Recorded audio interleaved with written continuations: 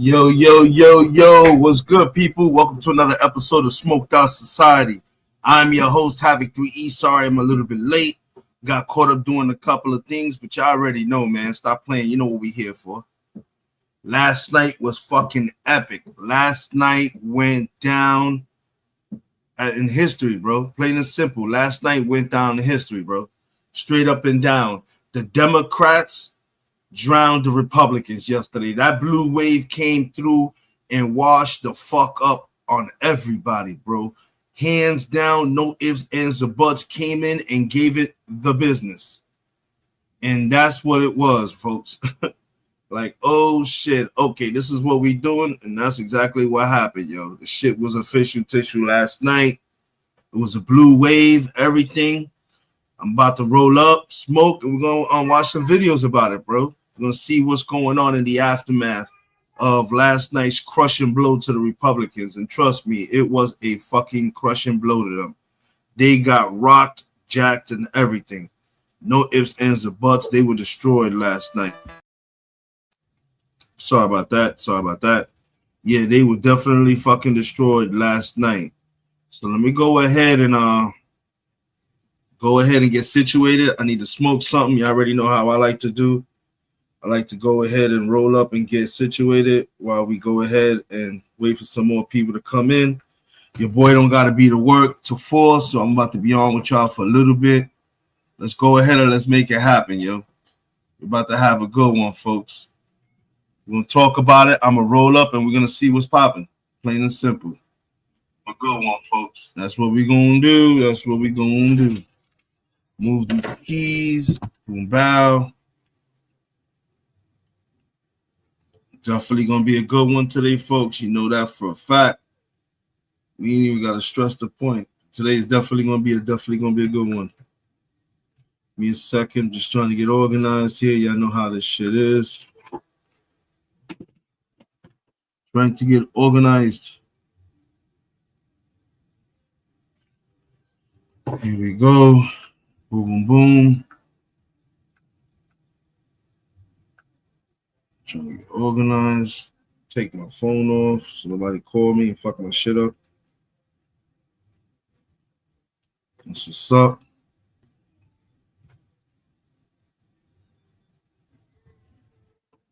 Give 1 second, people. Un segundito to get situated. 1 second. Here we go now. Yes. I'm up and running. Chuco! No problem, Chuco, no problem. We here, bro. We here. I'm about to run through a couple of videos and shit the day after to see how shit was flowing with Mr. President Trump. Like they said, this nigga was losing his mind this morning because of all the ass whoopings the Republicans received last night. So let's get into some of these videos. Shout out to these content creators whose content I'm about to be using. Definitely.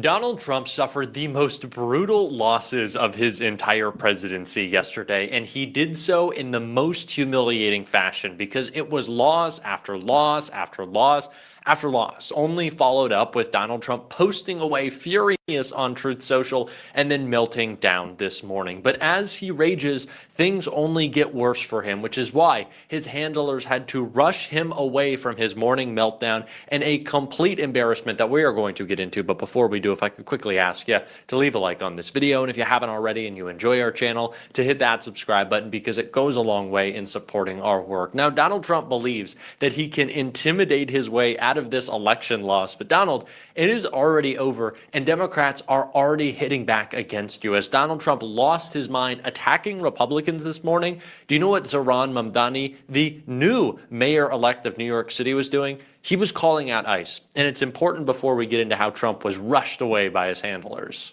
My message to ICE agents and to everyone across this city is that everyone will be held to the same standard of the law. If you violate the law, you must be held accountable.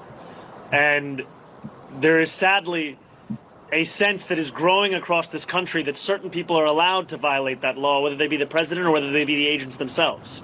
And what New Yorkers are looking for is an era of consistency, an era of clarity, an era of conviction. And that is what we will deliver to them. And I am looking forward to having conversations with Mayor Adams and his administration about the work of the transition to ensure that the handover is a seamless one and that it is one that benefits the shared work we all have to deliver for the people who call this city home. That is exactly what we need. Wake up and immediately hit back against Donald Trump. The Democrats who were elected across the country, the Zohran Mamdanis, the Abigail Spambergers, of course, the Mikey Sherrills, these just aren't Democrats, though, who are ready to stand up and fight back against Donald Trump, which, of course, they are. They also have an affirmative vision. It is why they were able to win. They were talking about fighting back against the affordability crisis. Of course, Zohran Mamdani ran one of the most aspirational and inspiring campaigns that we have ever seen, and it is the reason that Donald Trump is freaking out so much, because Democrats don't need to just talk about him to win these elections. We actually have a plan as Donald Trump is destroying the economy. And of course, people want us to fight back against his administration, but also build a better future. That's what Gavin Newsom was talking about last night. AOC talked about that, looking towards the future. But for right now, the future we're looking towards is doing this same thing, an absolute blowout of Republicans in 2026. And Mike Johnson even knows it's coming. He said this morning, which is probably one of the bigger reasons Donald Trump had to flee D.C. I told him this morning what we've talked about many times and what I've said here before. The president is on the ballot in 2026. President Trump is on the ballot next fall. Because if we lose the majority, if the Republicans, the common sense people here who are doing the job for the American people, if we lose the majority in the House, and this radical element of the Democrat Party were able to take over, we've already seen that movie. They will try to end the Trump administration. He won't have 4 years, he'll have only 2, because they will move to impeach him probably on the first day of the new Congress in January 2027. And they will try to systematically unwind all the important reforms that we've done for the American people, to lower costs, to have a better quality of living, on health care, to increase access and quality of care. We are the party that is doing that, and the president needs 4 years to complete his agenda, not just 2. So he is in a very real sense on the ballot. He's fiercely committed to us winning. He is going to help. He's offered to do rallies and the town halls and all the things. He's sent out a huge round of endorsements of incumbents, Republican incumbents, just over the last few days. He is very much engaged, very dialed in, and he understands the stakes. President Trump is on the ballot in 2026, and we're looking forward to that contest. I know sometimes y'all might think it's hyperbole when I'm saying that Donald Trump will have his... You see what I'm saying, folks? That man is nervous to fucking death. He knows that if they lose next year, November, come January 2027, he's out, bro. You get the fuck out of here, bro. They're going to impeach him. He's going to jail. Every one of those people standing behind Speaker Mike Johnson are shitting on themselves, because they know they're going to have to pay for the crooked shit that they've been doing. You're going to pay, man. And they need to understand, y'all going to fuck around and pay for what y'all did. That's what kills me, man. Y'all here doing stupid shit, not knowing y'all going to have to pay for this motherfucker, bro. Y'all going to pay for what y'all did here, man. His term ended in 2026. He will have his term ended by these upcoming midterms. That this election was a huge blow and a gigantic obstacle in Donald Trump getting anything done. But even Mike Johnson is admitting it at this point, that if Democrats show up next year like we did last night, there is nothing that Donald Trump can do. It will completely stop his presidency. And we are already seeing Donald Trump lose so much in court before we even get to the large-scale court of public opinion. The Supreme Court is now telling him that his sweeping tariffs, they're not allowed to be so sweeping. And affordability was one of the main issues that people were voting on yesterday. And all the while that Donald Trump is crashing our economy, what is he doing?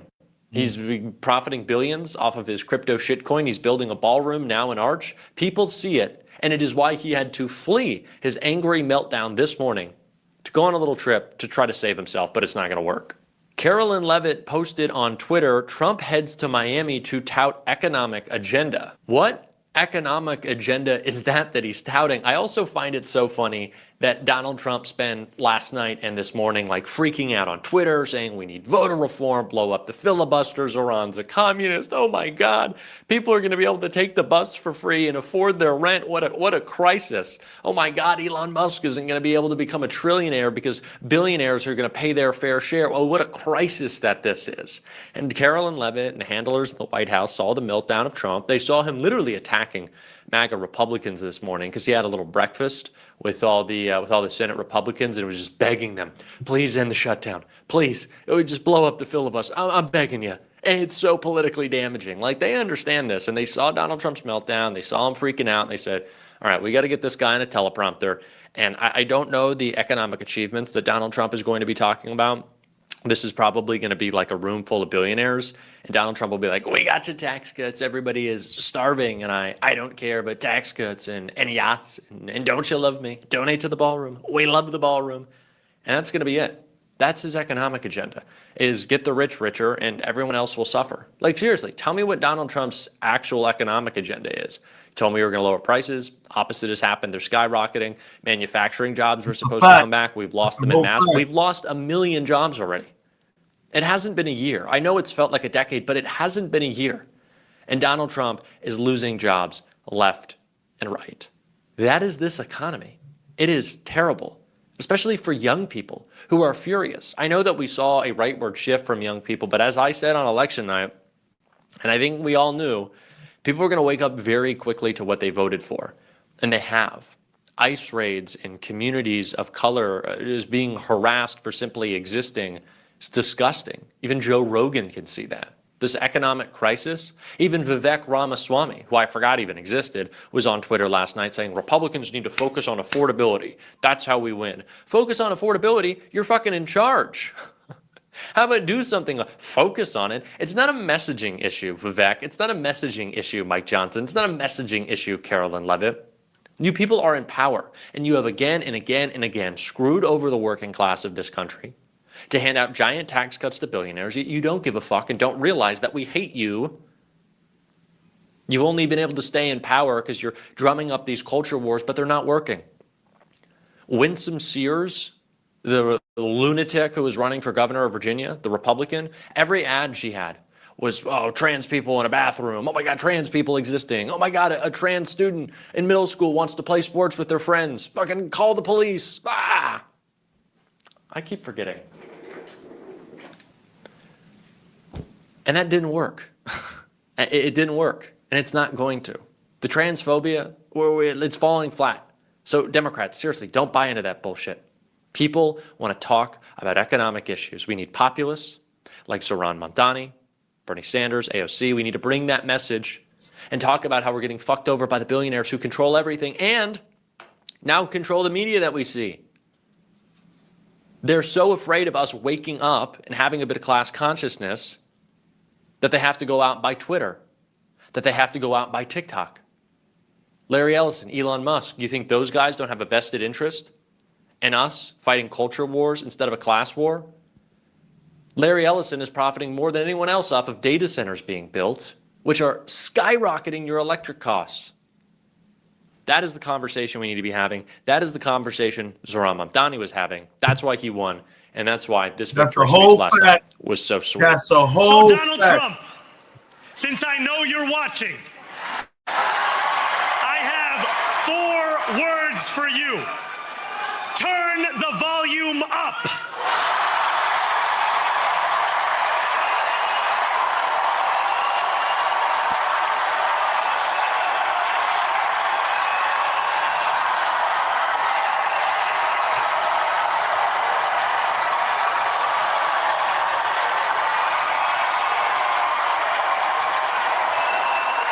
We will hold bad landlords to account because the Donald Trumps of our city have grown far too comfortable taking advantage of their tenants.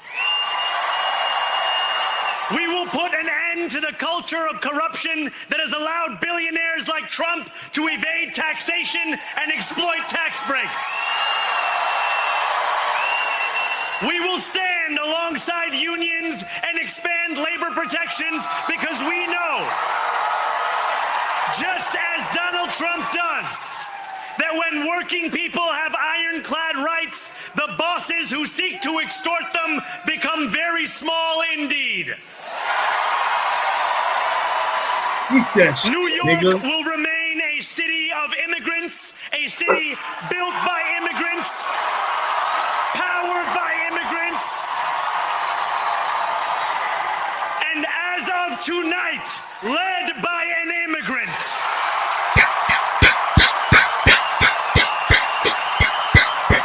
Let's go, people. Let's go. I appreciate everybody that's sitting here watching with me, bro.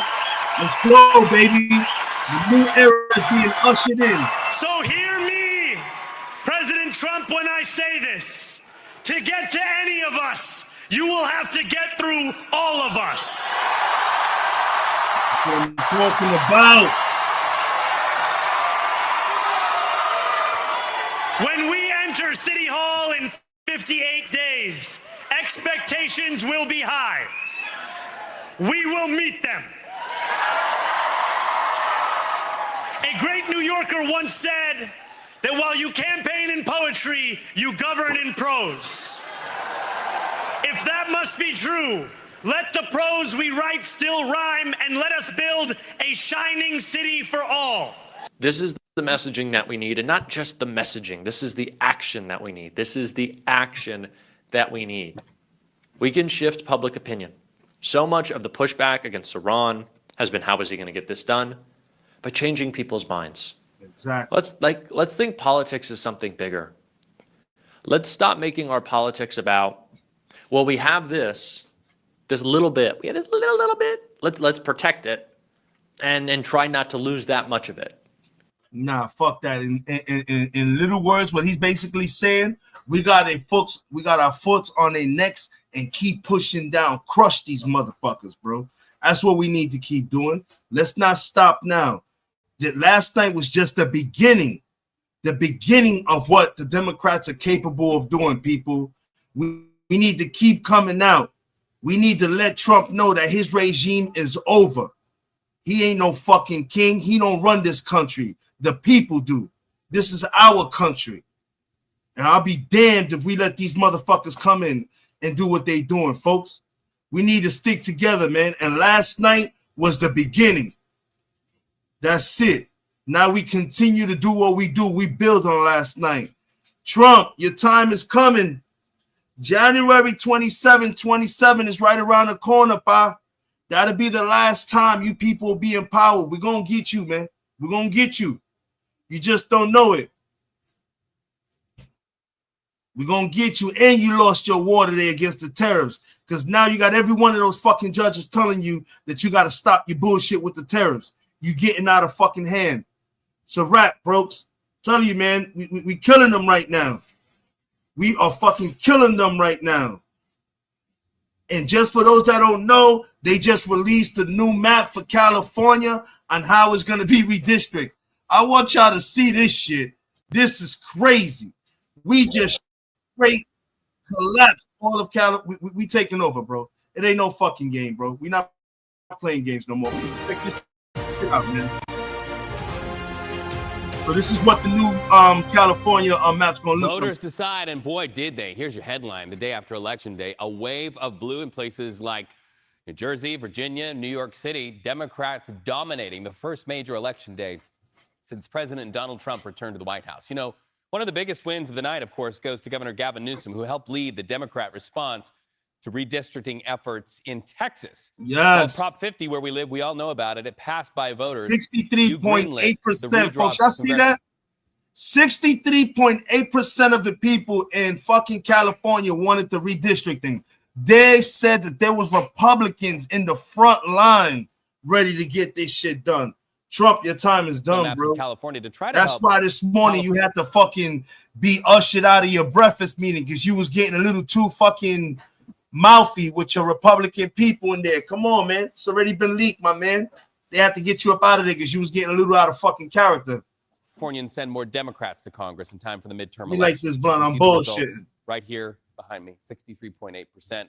Only 36.2% of voters said no to that redraw. Now, as to the congressional maps in California, we wanted to show you once again a before and after. You see what Look the at that. existing map That's is before crazy. the election day, a lot more We- red. Come on, You let's see that go. proposed map that you green lit? Well, now you see a lot more blue and a lot less red. Now, what does that mean? So this could give Democrats 5 more seats in the House with those midterms just a year away. Now, as we said, it's all in response to Texas Republicans trying to put more Republicans in Congress.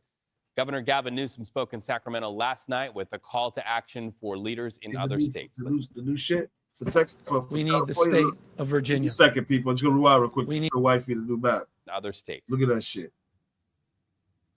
See, this is Democratic. yeah, but look, this was it before yesterday. Look at that shit down. It was always blue, but because they had the electoral vote, Yeah, but even if it's small percentage of red, depending on which part, is what carrying on the way. well, they carrying on no more. Cali's now fucking blue. Let's So go. now when you separated by district, now you have to. We need the state of Virginia. Exactly. All right. We need the state of Maryland. That's what I'm saying. We need our friends in New York and Illinois. And this people, just so that you know, this was Gavin Newsom yesterday, basically saying what Charlene is saying right now. This is his plea to all the other people. Hear this man out, bro. He about to start some shit. Look what he's saying We to all need the other state states. of Virginia. Virginia, We need the state of Maryland. Maryland, We need our friends in New York and New York, Illinois, Illinois. Colorado. We need to see Colorado. other states meet this moment head on as well to recognize what we're up against in 2026. That's crazy. All those states need to step the fuck up. Y'all need to redistrict. New York, New York should be completely fucking blue. Stop the bullshit. Illinois should be completely blue because there's more fucking Democrats, bro, in New York. Look how many Spanish voted for Trump. Yeah, but they believe me, they remorseful now. They're not gonna vote again. Trust me. All those people, them fucking ignorant asses, them blacks and them fucking Spanish that voted for Trump, believe me, they paying for it now. They got it. They paying for it. The stupidity that they did. Now shit's about to kick off. So California and Texas are not the only states in this redistricting battle. These are the various stages of map redraws in many states: California, Utah, Texas, Louisiana, and then sweeping over towards the East Coast. This is something you're going to hear a lot about as we approach those midterm elections. So a lot to consider here, Ann, but something that's interesting to me as we count down to those midterm elections. You know, Gavin Newsom said to Robert Costa on CBS News he was not ruling out a run for president. He wanted to get over this hurdle, get more Democrats in Congress, and then he would announce. My anticipation is we should hear a lot about that because fundraising season starts very soon. Oh, yeah. I'm pretty sure we're going to be hearing that message loud and clear. Meantime, let's get you updated on some of the other major decisions that were on the ballot in parts of the Bay Area and the South Bay. Measure A appears to be heading to a victory. That is in Santa Clara County. That would raise the county's sales tax through the next 5 years. Supporters say it was a counter to potential federal cuts that could impact hospitals and other health services. Voters in Fairfax voting no to a potential recall of their mayor, Liesl Blash. These are the numbers right now. Mayor Blash facing that recall push after she supported construction of a 6-story apartment complex in the town. People weren't so hot on that. The Fairfax vice mayor also facing a recall that also, though, appears to have been defeated. We're going to have more election coverage for you throughout the morning. For the latest results anytime, head to our website, kpix.com. You can also find it on the free CBS News app. Yeah, let me go ahead and remove that. Yeah, we got that. And just a few minutes ago, I said to our daughters, your mom's going to be the governor of Virginia. Yeah, buddy, that was last night, man. I'm telling you, folks, we are on a fucking tear. This blue wave is about to straight destroy everything Trump had going for him. It's a wrap, bro. It's a wrap. People are waking up and they smelling this shit. They are smelling it and tell you, man, it's a wrap, bro. Tell you, we're about to this whole shit is about to be flipped, bro. Trump's reign is over, yo. As this year progresses through, his reign is about to be over, yo. And ain't nothing that he could do. He's realizing it. That's why he's fucking scrambling and he's trying to do whatever he can to rig the elections. And he don't know that the people are seeing that. That's why they're going ahead and they're fucking standing up. You got Republicans who voted against this motherfucker because they sick of the bullshit, bro. They truly are sick of the bullshit. I'm telling you, man. Also, don't forget, record shutdown. We broke the record. We on day 36. The record was 35. There go another beautiful record for Donald Trump to be proud of. Since he loved records so much, that's another record he could take under his fucking thing. Even after the fact, when the judges ordered him to fucking release the shit, he went against the wishes of all those 26 state judges, and he went and cut off EBT again. This dude is wigging the fuck out. Like I said, someone's going to get sick of his shit, and we're going to have another Charles Kirk incident with this man, yo. He just don't fucking understand, man. He's putting himself in a bad situation. And it's going to be, once again, somebody in his own fucking, in his own aura, his own world.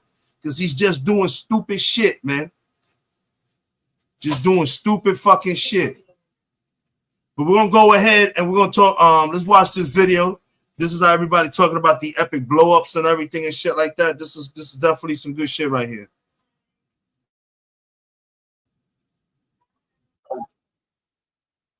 Here we go. This is some good shit right here, folks. Some good information right here. Check this out. With us now, an all New Jersey panel, Democratic strategist Julie Rudzinski and Republican strategist Mike Duhame. In an off-year election like this, there are dangers of over-interpreting the results and also under-interpreting. So instead of making you choose, I think I'm going to give you a chance to do both, right? So over-interpret what we saw in New Jersey and Virginia, because actually I think it's pretty much the same thing.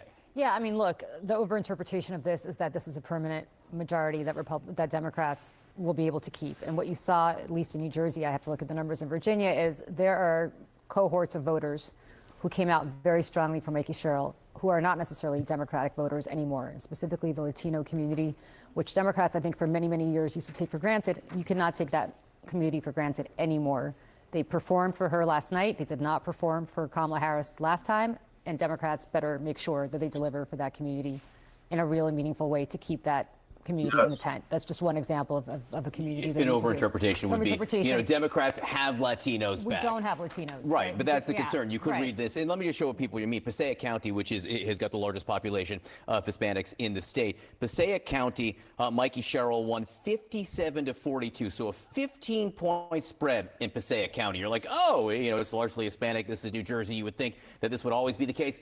Donald Trump won this county by about 3 points just last year. So Mike Duhame, again, overinterpret these results. I grew up in Passaic County, so I know that area very well. I think the overinterpretation is Democrats looking at this and saying, oh, we're going to sweep everything next year. We're going to get back the U.S. Senate. We're going to win back all these governor's races. I think in reality, what you learned last night was where Donald Trump is strong is unique to him. He has some downside, certainly, and we saw that last night. But I think the overinterpretation would be, hey, we're going to sail forward, whether we have a socialist in New York or more socialist candidates in New Jersey and Virginia. I think you really have to look state by state and district by district. So what's the underinterpretation, though? Because maybe the White House is waking up and saying, this isn't our problem. We just had weak candidates in this state. Yeah, the underinterpretation is when you lose by double digits in both these states, it certainly says something. When Republicans have won New Jersey in the past and Virginia, 2009 presaged a big year for Republicans in 2010, 1993 presaged 1994, Republicans taking back the House.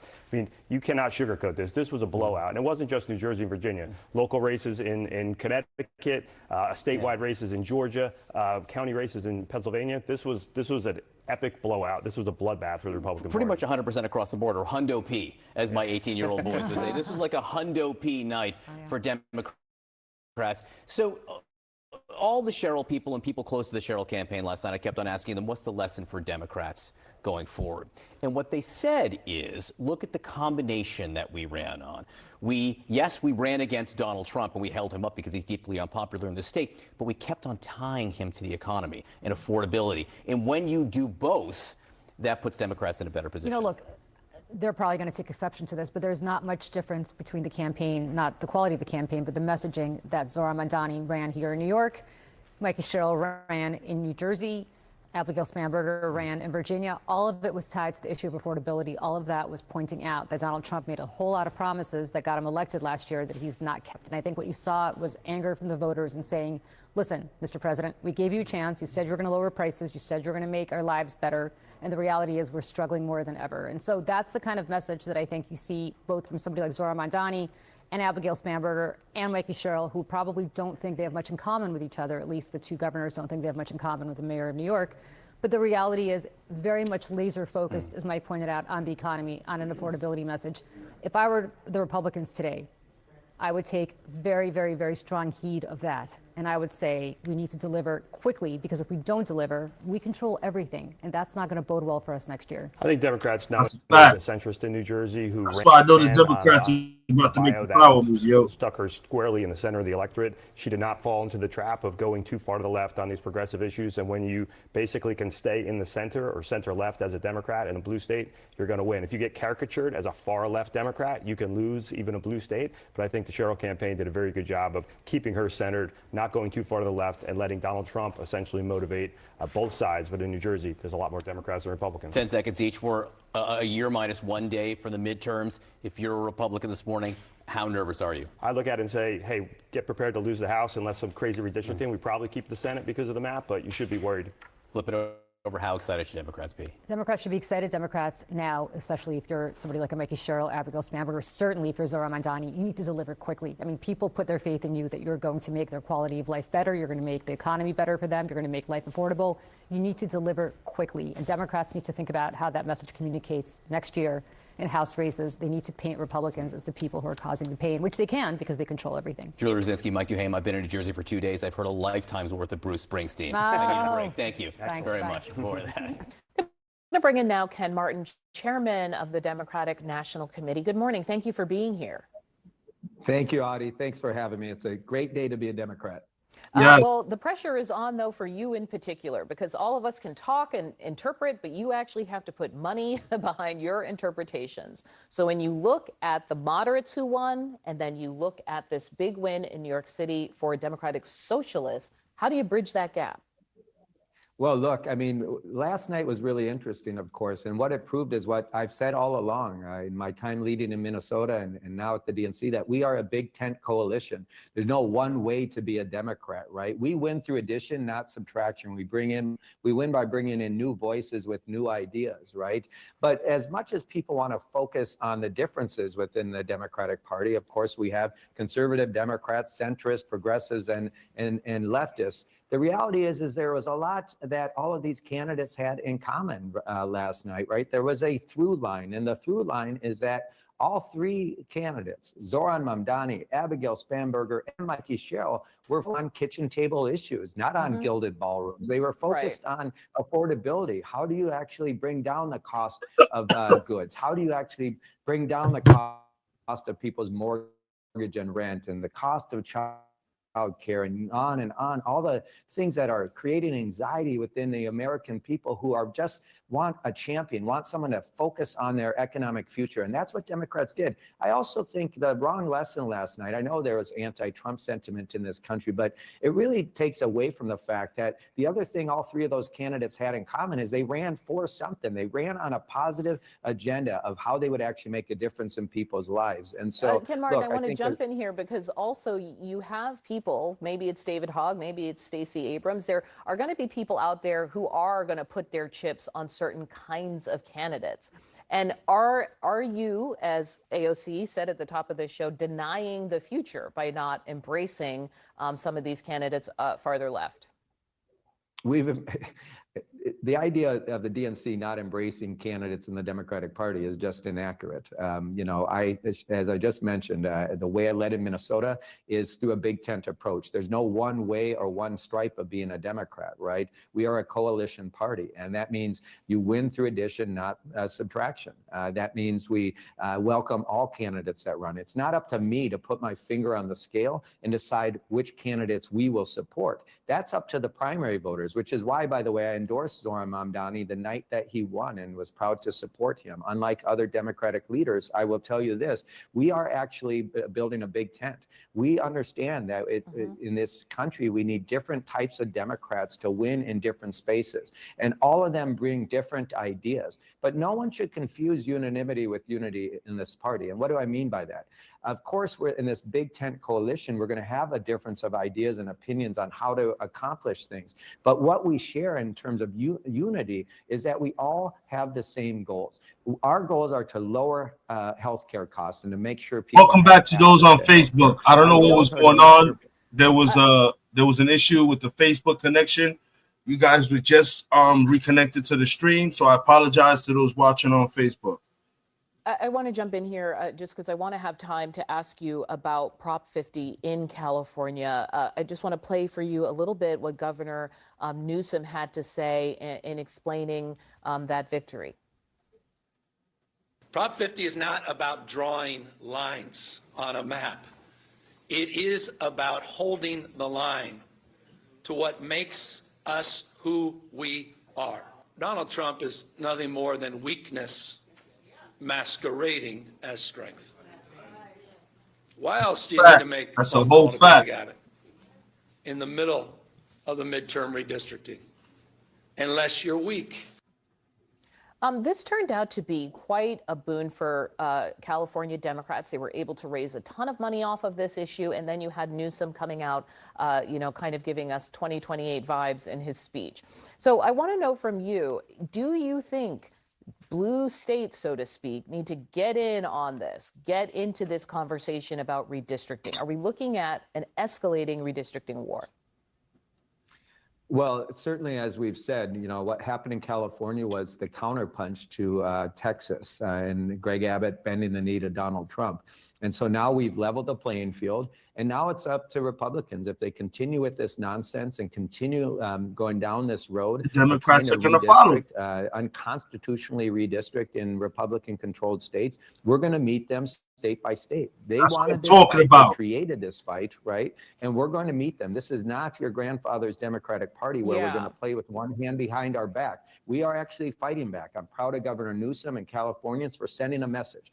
My hope now is that it creates a chilling effect for the Republicans, and they realize that we're going to meet them each and every step of the way, whether it's in Virginia, whether it's in New York, whether it's in Illinois, whether it's in other states throughout the country. We will meet them with fire with fire. And we're not playing around anymore on this. And I'm glad that Governor Newsom stood up and said what he is, because Donald Trump is a weak man. And the fact is, he knows he's going to lose.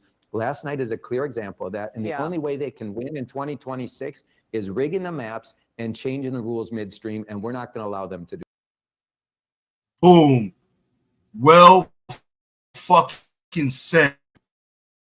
That was well fucking said, folks. They're not playing around, man. The Democratic Party are not going to sit down and let Donald Trump and the Republicans go ahead and destroy this country any more than what they fucking have already.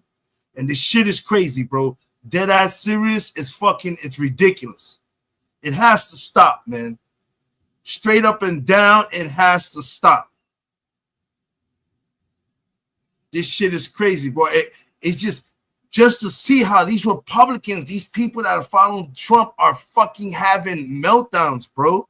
You got fucking Republican people crying over last night's fucking results because they know this is basically the end to fucking Donald Trump. No ifs, ands, or buts. He's fucking done, man. He's fucking done. There's nothing he could do, bro. There's nothing he could fucking do. He's done, bro. Gavin Newsom, he did the fucking nail in the coffin, bro. They're done.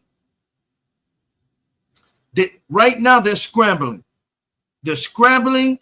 You got the fucking you got the goddamn shutdown going on.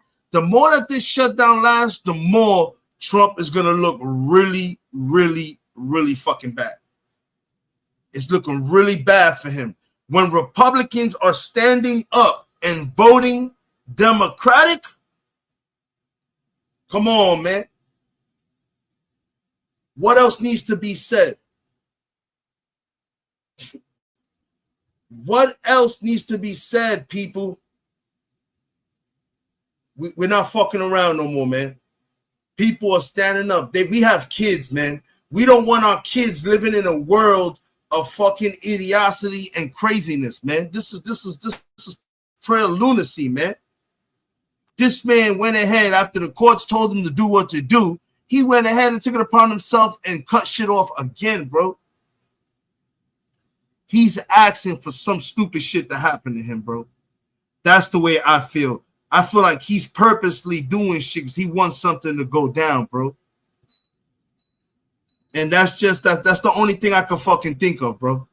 He wants something to fuck. He wants chaos. He knows that's the only way he'll be able to stay in the office. He needs fucking chaos. He's doing whatever craziness or whatever stupidity he can to try to stay in office. And last night was the beginning of the end. They're scrambling, folks. They don't know what to do. They truly don't know what to do. They're freaking out. Telling you. And now he's getting jacked up over the fucking tariffs. Now he's getting done. Check this out. Look at this video on fucking tariffs, on what tariffs are doing to fucking small businesses, small Republican businesses, folks. Look what the tariffs are doing to small Republican businesses. Joining me now, one of those small business owners impacted by Donald Trump's tariffs, Yair Reiner, founder and CEO of Gowanus Kitchen Lab in Brooklyn and inventor of the Frywall Splatter Guard, which is manufactured in China. And you and I, Yair, first, thanks for coming back. We spoke in April. You said then that tariffs were killing your business. How is it now?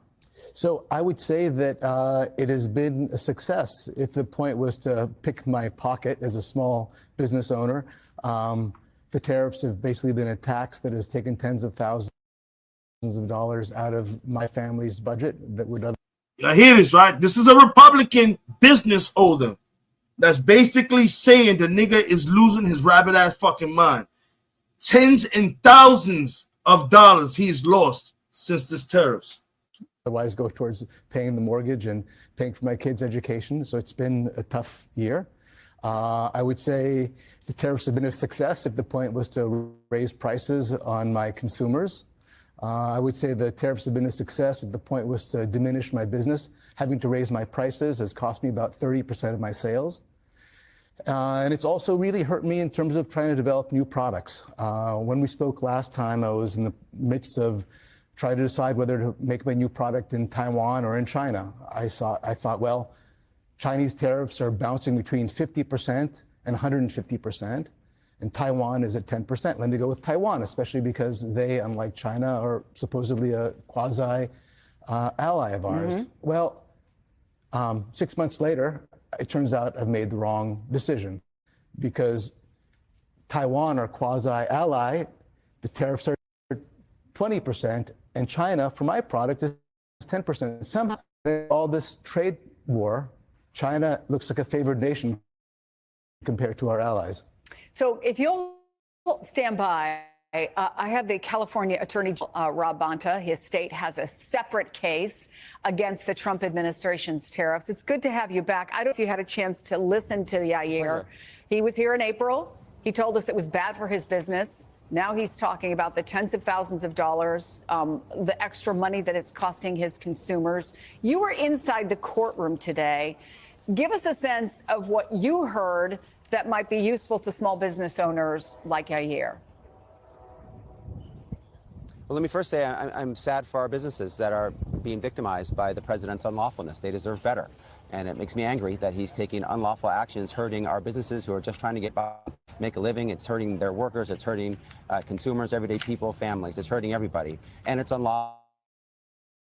And a lot of signs for hope for our business community and Americans generally who are paying higher price on the discussion inside the courtroom. It was a 2.5-hour oral argument. It surfaced all the key issues, the plain and unambiguous language of the statute at issue, its legislative history, the historical context, and basically tariffs are taxes. Congress has the power to tax. And the statute that the president relies on to impose 10 to 145% tariffs against nearly all of our trade partners never mentions the word tariffs once, and is never used by any president in its nearly 50 years of existence to impose a tariff ever before. So what he's done is not just unprecedented, it's unlawful. And a lot of what I heard from the justices inside the courtroom today, inside the U.S. Supreme Court, suggested that these tariffs might be ultimately found unlawful. But we'll wait to see. I won't predict or estimate or speculate on what they might do. We'll wait eagerly for the hearing and for their order, and whatever it is, we'll comply with it. But I think there's a lot of signs for hope for our businesses who are suffering. I think anybody who watches the Supreme Court, it's a fool's game to think you absolutely know what's going to happen after hearing arguments. But you're absolutely right. There did seem to be a couple of conservative justices who were leaning your way, who were leaning Yair's way. I want to ask you about something that Neil Katyal, the plaintiff's attorney, was asked about reimbursement and what that would look like if the tariffs were indeed overturned. Let me play that for you. This is Neil Katyal.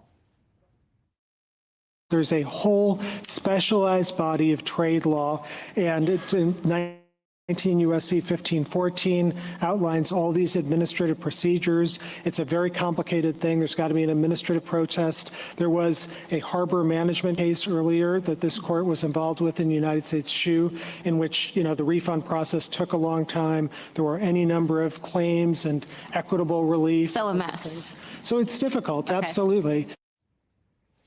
There are two issues here, right?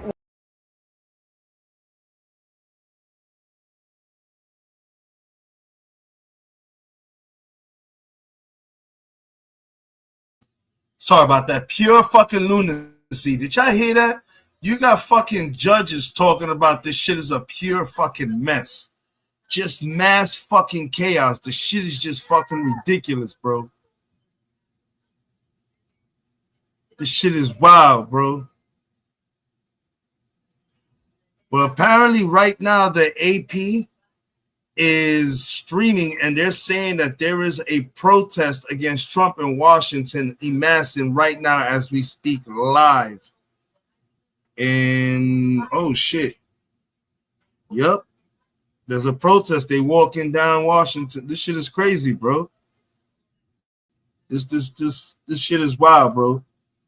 They want this man gone, bro.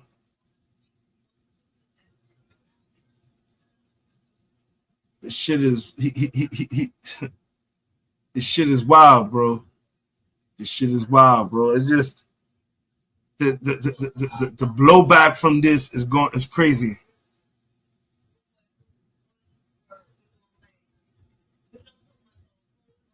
Telling you, bro.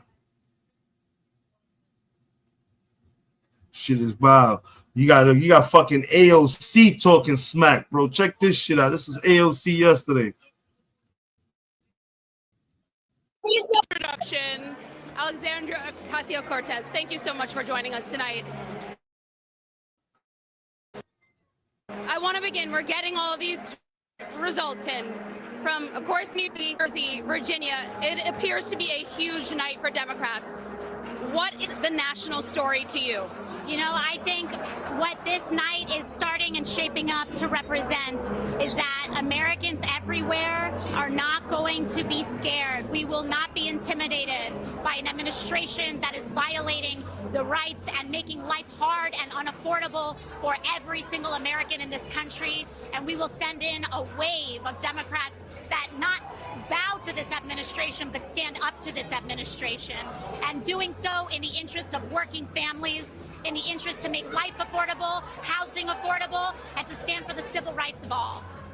Have you been at all surprised by the level of energy and engagement here in New York, but across the country in a sort of off-cycle year? I have to tell you, in my traveling across the country, I am hearing and have been seeing consistent things from everyday people. And it is that they are terrified, they are frustrated, they are angry, and they are shocked by a president that thinks he has total impunity and is violating the values that we hold dear, our liberties and our freedoms. And so I'm not surprised, but I am very encouraged by everyday people tonight. a lot of conversation right now about, well, who is the face of the Democratic Party at this point? Is it Zoran Mamdani? Is it Abigail Spanberger? Who is the face, the soul of the party in your view? Or is it all of them? Yeah, you know, it's funny. This is a similar debate that I saw happen when I was first elected. And at the end of the day, I don't think that our party needs to have one face. Our country does not have one face. It's about all of us as a team together. And we all understand the assignment. Our Yes. everywhere. That was the way to answer that question. Yes. Wherever possible. In some places, like Virginia, for the gubernatorial seat, that's going to look like Abigail Spanberger. In New York City, unequivocally, it is Zoran Mamdani. Trump has long threatened to pull funding from this city. We know that there's a plan to bring more ICE agents here soon. And he's been very clear about the fact. He endorsed Cuomo last night in the 11th hour. Are you at all afraid of what that fight is going to look like in the coming weeks? Do you think Mamdani is ready to take on President Trump? Well, you know, it doesn't surprise me. You know, President Trump is a 34-time convicted felon, and he is endorsing a sexual harasser that has multiple accusations, very credible accusations and investigations against them. Birds of a feather, you know, they flock together, and we have to Speak that shit, AOC. Yo, what she said, birds of oh man, speak that shit. Credible accusations and investigations against them. Birds of a feather, you know, they flock together, and we have to understand how grave this threat is. We know that Donald Trump has not only been convicted of committing crimes, but that the Supreme Court has given him a blank check to continue to commit crimes while in office. So we cannot underestimate the threat and the danger of this moment, but we cannot respond to that threat with cowardice. We cannot respond to that threat with complying in advance. We have to respond to that threat The hell? with a strong, organized, cohesive, and strategic effort to fight for working families, rule of law, and civil rights for every American across age, ethnicity, gender, and geography. And I believe that we can do that. I have to tell you, as I was out at polling locations today, as much as Democrats were talking about Trump, they were also angry with the Democratic establishment, and they were calling people out like Chuck Schumer, Hillary Clinton, who they felt at points, in their view, disrespected Zoran Mamdani during this campaign, that they should have shown him more support, that they had heard these Democrats say vote blue no matter who in the past, that didn't seem to apply at this point. Do you think after what we're seeing tonight, there will be more unity in the Democratic Party? Are things going to change? Well, you know, I think it speaks to the absolutely heroic effort that not just Zoran Mamdani put together, but so many people who participated and were brought together by his campaign. Because they were not just tasked with defeating a Republican. They were also tasked with defeating the old guard of the Democratic Party that essentially led us to many of the perils of this moment. So he had a two-front war to win, which is what makes his victory so deeply impressive. And I do think that this moment, a lot of people who are willing to talk about party unity when it serves them, but not party unity when it serves everybody, it puts those folks on notice. And I think it also puts folks on notice that we have a future to plan for. We have a future to fight for. And we're either going to do that together or you're going to be left behind. And I think that is not a partisan issue. Facts. It's not about progressive. It's Facts. not moderate. It's not liberal. This is about, do you understand the assignment of fighting fascism right now? And the assignment is to come together across difference. And with that being said, she said that shit well done, yo. Fuck out of here, yo. We ain't playing games no more. A new era's coming in, man. People are waking up, and I think the time is now, folks. The time is now. People are waking the fuck up. Shit's about to be crazy, folks. Trust and believe that shit's about to be legit crazy. About to be... Tell you, bro, that shit wild, bro. We about to make some real power moves, man. Some real power moves about to be done, yo. Enough is enough. By the time we stepped the fuck up and did what we had to do. Give me 1 second, folks.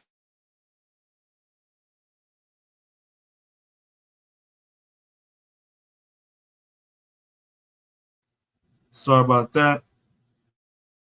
Go ahead and play a song real quick. You got it. I always got to go on a fucking mission to find it.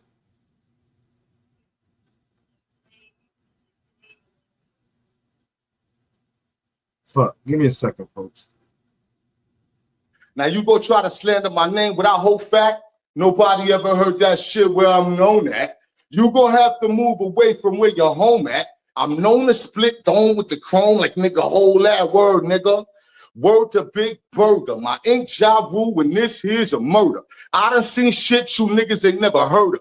Life's a crackhead bitch, and I serve her, the nerve her. You thinking it's a battle, better skedaddle. But don't run and tell a tattle, cause I will catch you. I be creeping while you sleeping. Last thing you see before you die, a Puerto Rican dead nigga. Yeah, one to the head nigga. Hit him with that Izzy dead kick.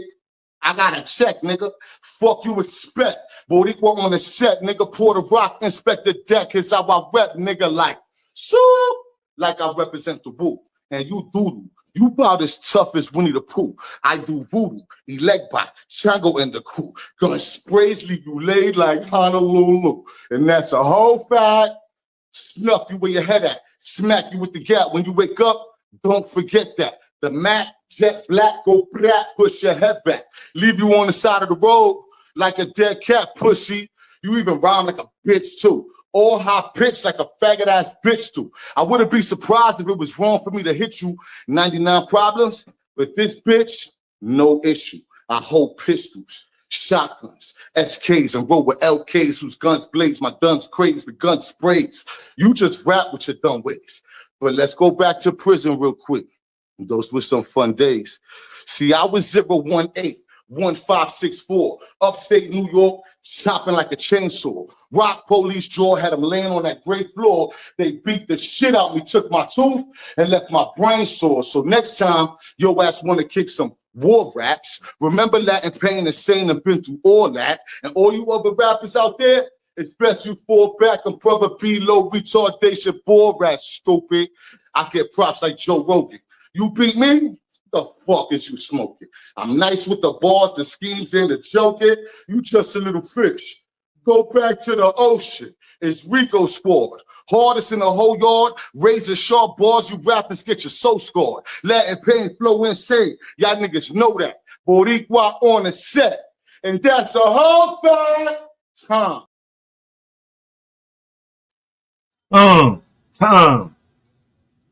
Y'all already know, man. Stop playing with me. They never heard a song with Vado and Plush on it. With Trigger. I'ma do this shit for Queens, the Bronx, Newburgh, down south, the Midwest to the West. Let's go. Gotta be cautious, dripping ice in them crosses. Niggas will light up the torches, gotta be stepping outside with the bosses. Can't trust them as far as you smell them. All of you niggas is telling, and most of my niggas are felons. Hold up, what's jukin'? The chef in the kitchen was cooking. These niggas, they snitching, they shookin'. Shout out my niggas in Brooklyn. I'm up in Harlem with Vado, smoking a lot of gelato. Almost thought I was in LA. They sellin' in medicine bottles. Never put trust in a buster. Closest of homies a rat on you. Follow the code of the hustlers. Nigga doing good, that's when they wish bad on you. Niggas talk about loyalty, but they really wanna put a toe tag on you. Poppin' shit, but they avoiding me. They just hush mouth, I ain't gotta talk about it, I ain't gotta rush now. She a bust down, I don't trust shorty cause she see me like a touchdown. From the end zone to the friend zone. You ain't coming in my Benzo. I'ma give you that extendo. With it waving out the window cause I'm gotta be cautious, dripping ice in them crosses. Niggas will light up the torches, gotta be stepping outside with the bosses. They trust them as far as you smell them. All of you niggas is telling, and most of my niggas are felon. As I sit in the wicker chair, surrounded by millionaires, real street legends making the pictures rare. One of my mans in it, he singing years. My other man's in it, been free and clear. When I asked how he did it, he said from being fair. His circle tight enough, he could see a square. And on point enough to know when to disappear. more than aware of these weirdos. That's why I keep a 4-5 Tech 9 with the air holes. Respect minds on the air those. Dime in the earlobes. Ha! Gay.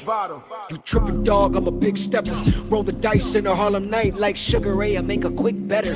Dapper DG, Aqua Water, VV, Heapy, Serafini, Ava Rex Leather. Bass rhyme doing diddy bops. Wave five like the Millie Rock. Who are we? Gotta be Lil Big Daddy Sauce Ball. Stop asking us, acting tough. Player, you can see the clip. Stop acting up. Actor cuts, dripping in the building, still in need a bit of patching up.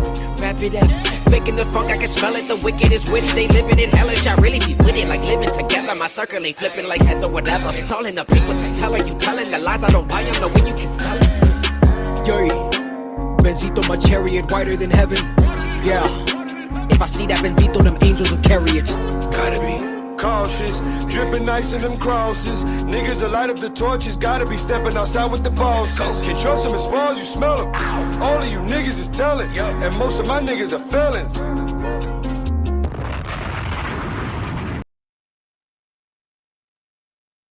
Yeah, people. That's what I'm talking about. That's my motherfucking hour mark. I'm about to get up out of here. I'm going to finish this blunt. Go walk these fucking dogs. Get on my phone. Fuck around maybe for a little bit on these Xbox and shit before I got to clock in at 4. Like I said, I only work 5 minutes away from the crib, especially the way I be driving. I'm going to go ahead and get up out of here. That was basically the continuation of last night's fucking celebration. Basically a sweeping victory last night. Straight up. We washed up every Republican seat last night. We're not fucking around. Your time has come, Trump. Count it. Your days are ending, bro. You don't got much time left, bro. Do what you can, because when we hit, we hit. And now we fighting back. And with that being said, people, y'all already know, man. We'll go ahead and get up out of here. Ain't shit else better to do. You already know we on the go. And with that being said, shout out to everybody that came through, that hit the like button. For those that are going to probably watch this later, some good information up there. It's basically a continuation of last night. Chuco, Payne, Jess, Irv, Cuba, Smoked Out Society, Rico Squad, Talkie Ishians, Smoked Out Society, Havoc 3E, the Devil's Advocate, and the Problem Child. I'm out of here. Yo, Payne, make it happen. Smoked Out Society, we out. The fuck? Oh, shit. We out of here. Deuces. Smoke. Yo. You niggas talking shit. Got a lot to say on the gram, the YouTube. You know what I say though? Ya niggas toto, yo shut the fuck up. Shut the fuck up. Shut the fuck up. Shut the fuck up. Ya niggas toto, yo shut the fuck up. Niggas talk shit, they don't even pop. I spill your whole shit, they gon' need a mop. You niggas mad puss, probably got the wild. I hit them up, I think I'm fucking pop. From the Bronx like a mud hubber. Straight gutter, hot piece of butter. Puerto Rock brother that'll eat your mother. Get mad, call dad, you gon' need each other. My flow lethal, weapon, I'm D Glover, meat lover. Niggas talk like you all that, it's all cap. You gon' bust gas, niggas all rap. I'm all fact, check the rap sheet. Niggas saw that I smack them with the Mac for a rack, nigga, fall back. Don't press your luck. I'm from the slums, son, and my gun go buck. Y'all niggas talk shit, I'm like so fucking what? You puss. Yo, shut the fuck up. Shut the fuck up. Shut the fuck up. Shut the fuck up. Shut the fuck up. Shut the fuck up. Y'all niggas toto, yo, shut the fuck up. I'm hotter than the sun, nigga. Bust your guns, my love, son. I'm big pun, nigga. See me with the Glock 4 out. You run, nigga. This for those yapping their gums, niggas. You dumb, nigga. Nigga, you stupid, my record ruthless. I bang bang on some snow shit. Don't make me prove it. Look at your life, nigga, useless. You ain't bout shit, I get the laugh when the two spit. I do this. Every bar is a felony. Go hard like dog in the yard, this pure energy. I bite, grip, shake, and chew through each enemy. Don't want a nigga, let it be. Ain't shit, niggas telling me. So shut the fuck up, I'm all the way up, I'm an astronaut. Niggas talk shit, that's the life of a butt. I'm like, so what, nigga, shut the fuck up. Shut the fuck up. Shut the fuck up. Shut the fuck up. Shut the fuck up. Shut the fuck up. Shut the fuck up. Ya niggas toto, yo, shut the fuck up. Shut the fuck up. Shut the fuck up. Shut the fuck up. Shut the fuck up. Ya niggas toto, yo, shut the fuck up.